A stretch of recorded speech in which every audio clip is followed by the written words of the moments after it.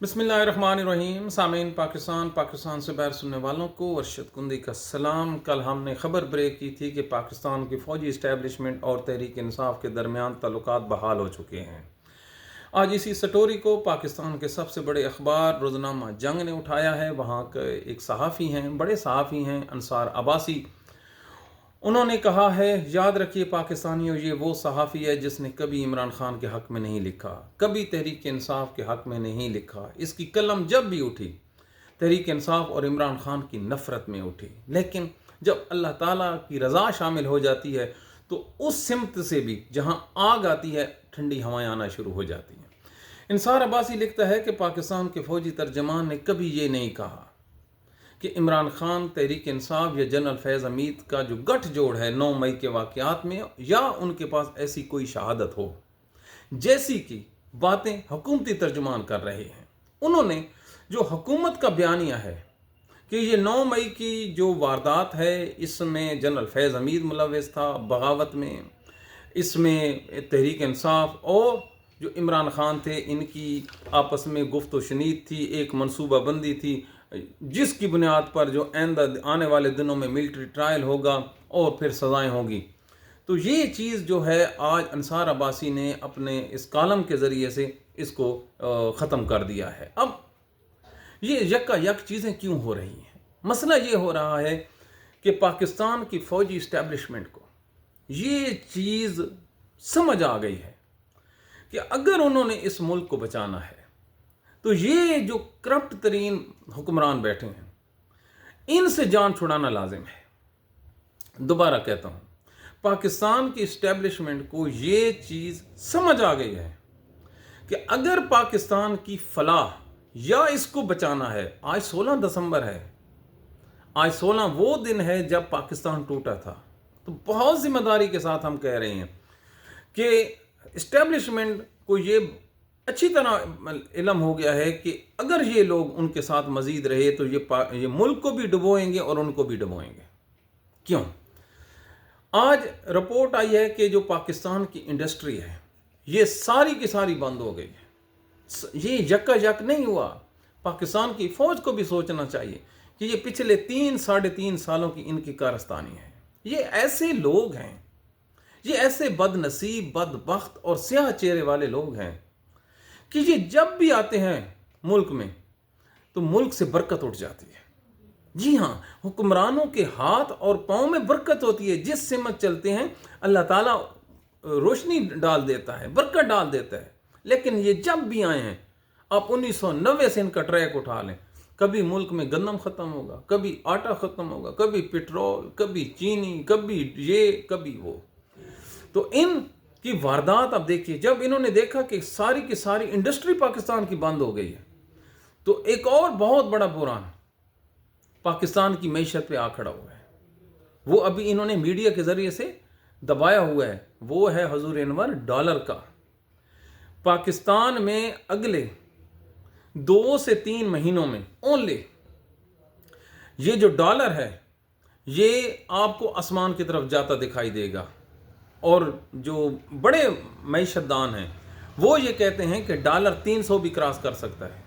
तो अब आप सोचिए, कर्ज़ों में डूबा एक ऐसा मुल्क जिसकी करेंसी डीवैल्यू हो और डॉलर ऊपर चला जाए, तो अब आप अंदाज़ा लगाएं कि कर्ज़ों का जो हुज्जम है वो तो डबल हो जाएगा। इस दफ़ा जो पाकिस्तान का बजट है, पाकिस्तानियों सुनो आपके मुल्क कहाँ पे चला गया है। ऐसे नहीं ये मामला तय हो रहे, इमरान खान की ज़ात से बहुत आगे चले गए हैं। मुल्क की सालमियत को ख़तरा लायक हो गया है माशी तौर पर। इस साल का जो बजट है वो ये है कि 50% सूद की अदायगी देंगे और 50% जो है हम जो कर्ज़ों की अदायगी वो देंगे। सूद की अदायगी अलग, कर्ज़ों की अदायगी अलग। तो पीछे बचा क्या? कुछ भी नहीं। तो ये जो लोग थे, ये पाकिस्तान में इन लोगों ने जो पिछले 3.5 सालों में खिलवाड़ किया है, एक सिंगल इन्वेस्टमेंट इनके दौर में नहीं आई। तो आए कैसे? अब आप सोचें, इन्होंने जो अदालतों का हाल किया है, हमेशा हुक्मरान रोकते हैं, इन्होंने फ़ौज को अलाउ किया कि आप ये काम करें। اب ایک بہر کی کمپنی ہے، وہ آتی ہے پاکستان میں، وہ انویسٹمنٹ کرتی ہے just for the sake of argument, ان کا پھڈا پڑ جاتا ہے آرمی سے، تو پاکستان کی کون سا جج ہے جو آرمی کے اگینسٹ فیصلہ دے گا؟ صرف نیل۔ تو اس وجہ سے جو بڑی بڑی کمپنیز تھی انہوں نے اپنا سب کچھ اٹھایا اور اٹھا کر دیار غیر میں چلے گئے۔ تو یہ حالت ہے نا، انڈیا میں تو نہیں ہوتا۔ ان بدبختوں نے محض اپنے مفاد کے لیے، یار انڈیا کتنا بڑا ملک ہے، اس کی جو 1 یا 2 ریاستیں ہیں وہ پاکستان کے برابر ہیں، 26-27 صوبوں کا ملک ہے، تو وہاں کی جو سپریم کورٹ وہ ایک ہے، وہاں کے جج کتنے ہیں؟ 10 سے بھی کم۔ کتنا بڑا انڈیا، 1.5 ارب آبادی کا ملک، کتنے جج؟ 10 سے بھی کم، اور ہمارے 24، اور کام کا ایک بھی نہیں۔ تو اب آپ خود سوچئے، جس ملک کی بنیاد یہ ہو کہ وہاں پر ہر چیز ڈیفیکٹو ہو، تو اس ملک میں انصاف کے علاوہ سروائیول نہیں ہوتی۔ لہٰذا پاکستان کی جو فوجی اسٹیبلشمنٹ ہے ان کے پاس کوئی چارہ ہی نہیں رہ گیا اس ملک میں، اس ملک کو آگے لے جانے کے لیے، کہ وہ پاکستان تحریک انصاف اور عمران خان سے معاملات حل کریں۔ اب دہشت گردی، کل جو وادی تیرہ میں ہوا ہے، اگر یہ دونوں ایک پیج پہ نہ آتے تو کیا دہشت گردوں سے لڑائی ہونی تھی؟ ہو ہی نہیں سکتی۔ دہشت گردوں کا مفاد کس میں ہے؟ کہ فوج اور عوام آپس میں لڑتی رہے، ان کی بلے بلے۔ ناجائز حکمران کیا چاہتے ہیں؟ تحریک انصاف اور فوج لڑتی رہے، وہ حکومت کرتے رہے۔ انہوں نے تو، ان کی جو لائف لائن ہے ان حکمرانوں کی، وہ تو بالکل یہی ہے کہ یہ تحریک انصاف انگیج رہے اور یہ حکومت کرتے رہیں۔ اب یہ جو میڈیا کے لوگ ہیں، یاد رکھیے جتنا پیسہ اس حکومت نے میڈیا کے لوگوں کو کھلایا ہے، جن لوگوں کو تگمہ جرات یا یہ انہوں نے تگمہ امتیاز دیے تھے، ان کی آپ اس حکومت کے آنے سے پہلے آپ ذرا سوچیں ان کی تنخواہ کتنی تھی، اور لیکن اس حکومت کے پاس کیونکہ بندے کم تھے تو اس کاؤنٹر بیانیہ کے لیے انہوں کو کروڑوں ہار روپے دیے، اور پاکستان کی تاریخ میں سب سے زیادہ جو پیسہ حکومت کا لٹایا گیا ہے وہ اسی شہباز حکومت میں، اسی مریم نواز کی حکومت نے جہاں پہ گزارا ہے۔ اب دیکھیے پاکستان کی سالمیت کے ساتھ مذاق، یہ جو 14 کروڑ لوگوں کا صوبہ ہے پنجاب، انہوں نے دے دیا عورتوں کے حوالے کیا ہے نا گناہ، تو گناہ اب خمیازہ تو ہوگا۔ 5 عورتوں کے حوالے کر دیا، ٹھیک ہے جی چلائیں۔ انہوں نے کیا کام کیا؟ پہلے انہوں نے کروڑوں روپے پاکستان کے روڈوں پر رنگ کرنے پہ لگا دیے۔ یہ رنگ ہو رہا ہے، کبھی پیلا رنگ ہو رہا ہے، کبھی نیلا رنگ ہو رہا ہے، کبھی ریڈ ہو رہا ہے، کبھی وائٹ ہو رہا ہے۔ جب بارش آئی وہ گیا، اس کے بعد منحوس لوگوں کی وجہ سے سیلاب آ جاتا ہے۔ پھر اس کے بعد یہ پاکستان میں یہ جو سموگ ہے، اس سموگ کو کاؤنٹر کرنے کے لیے پوری دنیا میں پودے لگائے جاتے ہیں۔ یہ واحد حکمران ہیں، انہوں نے پودے کاٹے ہیں، اور کاٹنے کے بعد انہوں نے گاڑیاں منگوائی ہیں۔ یہ لاہور کی سڑکوں پہ ہر چوک پہ کھڑی ہیں۔ کیا ہے؟ وہ ملک جس میں آلریڈی پانی کی کمی ہے، یہ پانی بھرتے ہیں صاف، فضا میں اپنا فوارے چلا دیتے ہیں، او جی کم۔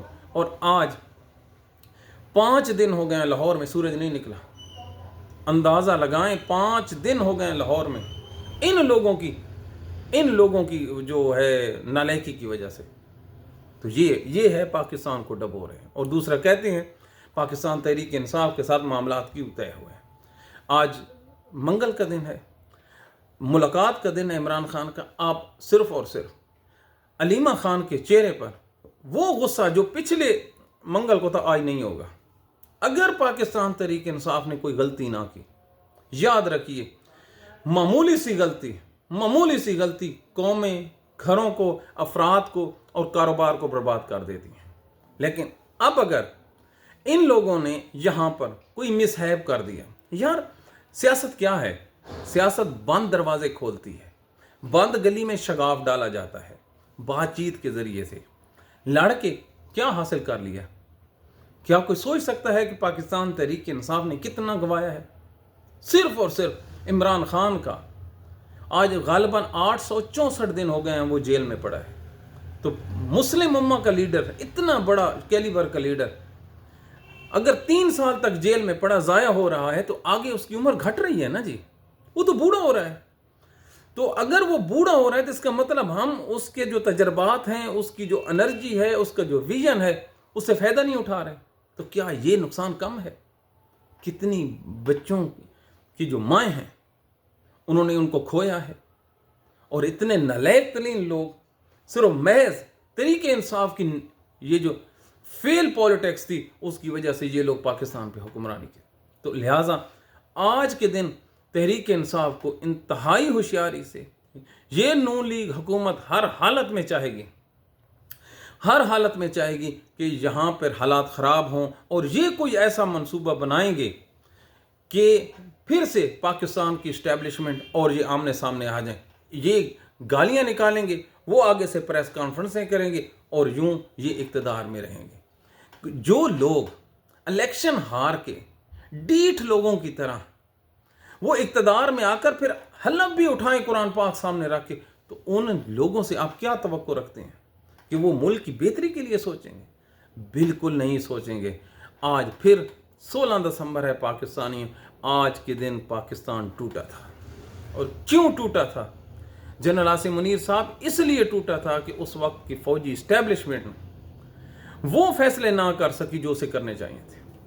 یاد رکھیے، بنگالیوں کا کوئی قصور نہیں تھا. سیاستدانوں کا قصور ہے لیکن ثانوی ہے، لیکن اصل قصور ان کا ہے جن کے پاس پاور تھی. پاور کن کے پاس تھی؟ فوج کے پاس تھی. اگر فوج چاہتی تو وہ بنگالیوں کو حکومت دے کر پاکستان کو بچا سکتی تھی.